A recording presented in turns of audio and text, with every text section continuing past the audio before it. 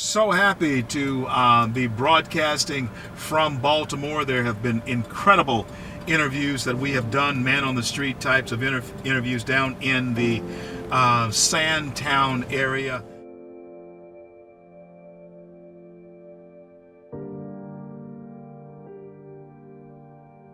And just a massive looting effort going on, and I thought my heart just sunk. I could not believe it. This mall was being looted. It was being looted, It's and so placid right now. It's just hard to believe. it was an absolute, a vacuum, CL, of what we are used to in America, which is even under the worst conditions, some semblance of law and order. There was nothing.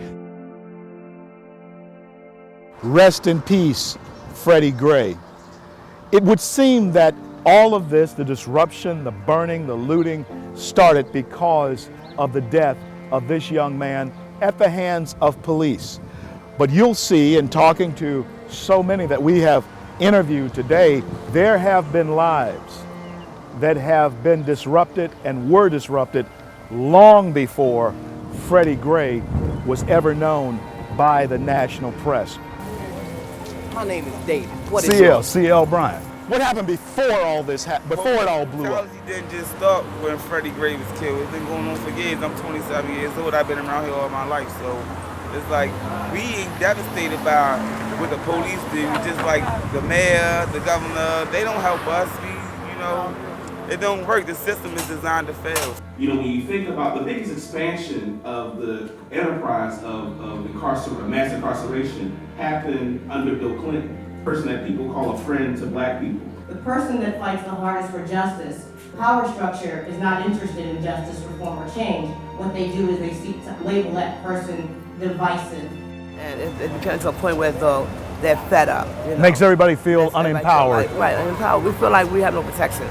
So I think you have a mindset from the outside that really doesn't care about these young people and their conditions. And then you have these individuals who I believe need to be treated like war veterans, PTSD. They see murders and they see their cousins die and their brothers die. You at some point become shell-shocked to a point that it becomes a norm. The minute I mentioned police, they peeled off. The average black man has a very large amount of fear of the police, but they wouldn't even speak about the police, out of the fear of the ramification that will come from them speaking about the police on camera. Once they get caught up in that criminal justice system, they're not going to get a fair shake. Most people end up with public defenders. If you got a public defender, you're going to jail. Yeah. The slave does not necessarily seek freedom. No. The slave seeks comfort. Yeah. And as long as he can be comfortable in his situation, and the drugs make him that way, he'll protect what makes him comfortable. If you take away that opiate of the people, which in this case is drugs, not politics or religion, it's drugs. Yeah. You take that away, man, you're evil. And so that's why they protect that drug dealer like they do. Yeah. That's the empowerment that they have. They can empower themselves to protect their comfort. It's amazing. There's not a lot that you can do if a person is convinced that this is their lot in life. Not anything that just happened overnight like that. It was a process that led up to an explosion. When we look around in streets like this, hundreds of them all around Baltimore that are boarded up, shuttered up.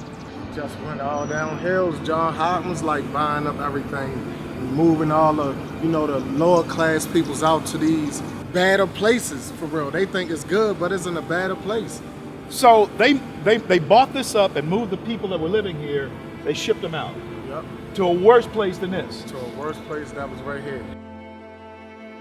You have an insanity of a population, especially young African Americans, who are put into places like Sandtown, which we'll be in, like East Baltimore, Park Heights, not given any resources. The resources that are provided to them go to service providers and other people, middle or high income individuals who don't live in the city.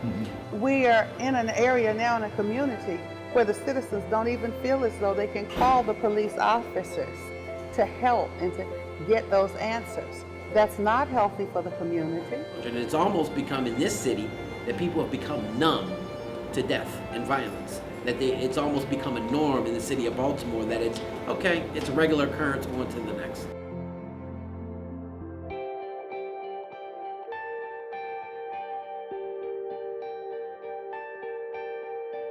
We've just completed a vigil for a young woman and her son who were executed. 31-year-old Jennifer Jeffrey Brown and her 7-year-old son Kester Brown III, who went to this school, Baltimore International Academy, was in 2nd grade Chinese immersion since kindergarten. He's been there with my son and some of the other students.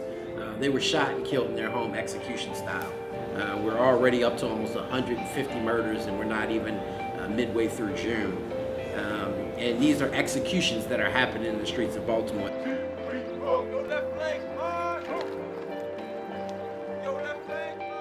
What you're seeing is a drill instruction of the fruit of Islam. The fruit of Islam was started by Malcolm X himself. He trained them, and they have carried on this particular tradition for a long time.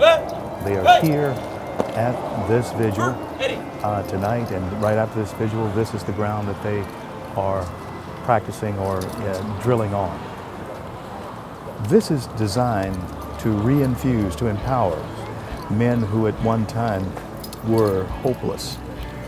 It gives them discipline, it gives them hope, and it gives them instruction. So, what do you say to them?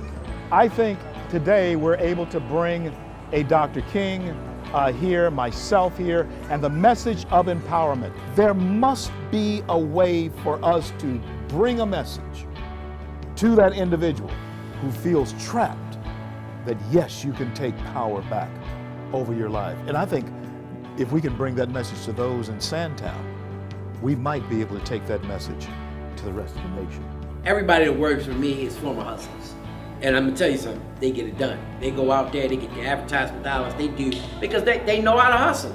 And when you know how to hustle, you're a business, like you said, you are an entrepreneur. You're just selling the wrong thing. Exactly. Let me give you a product that you can sell that you don't have to worry about keeping an eye over your shoulder or going to prison for. And I think on that level, they can see it. And once you get them gradually over to that and they can see that, then I think that they're gonna see it on a higher level and say, oh, I'm gonna do this because 3 people out there that used to work for me now have their own. And that's what we want. We want people to progress. I don't want you to be a slave to me. Exactly. You know, you go out and do your own That's thing. that's I'm the just opening spirit the of door. America. You know, that is the spirit of America that you are passing on to the people that you have hired. You see, you can't talk about anything unless you're willing to invest in fixing the problem with your money. Not Mr. Charlie's money, not government money, because that's my money too. But your money. So we would bring $3,000 of our own money to the table. That's $60,000. If we didn't find anything to invest that money in at that point, at that quarter, we'd come back the next quarter, bring a $3,000 of our own money again. You have $120,000. Now look around you.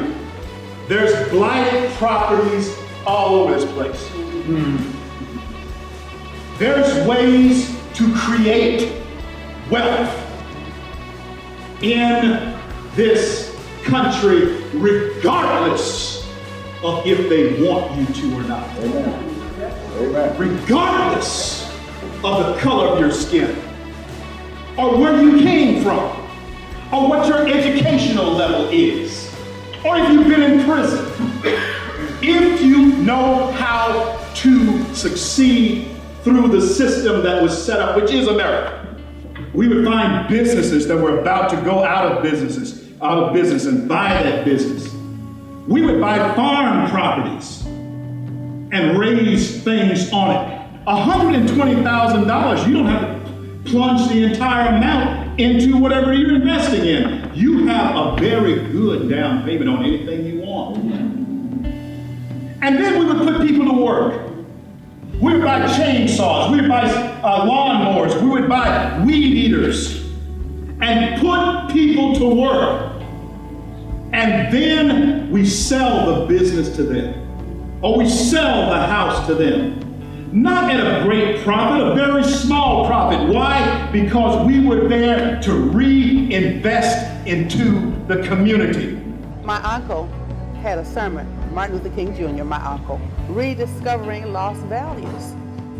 And so our young people need to rediscover that process where what they enjoy today, what they're even able to tear up and destroy today, it came to them by sacrifice. Our judgments about one another, amen, white or black, is based upon what we look like instead of what we bring to the table. I'm here to tell you that any fool can take off the table what someone else has put on it. Go ahead. But it takes character. It takes content of character to bring to the table and place it there for the use of your fellow citizens and humanity. That's true empowerment. So it takes honest men and women, know what we're doing right, know what we're doing wrong, revisit what was right, and then strengthen and repair and redo what's not right. Empower yourself. A better message. Freedom works.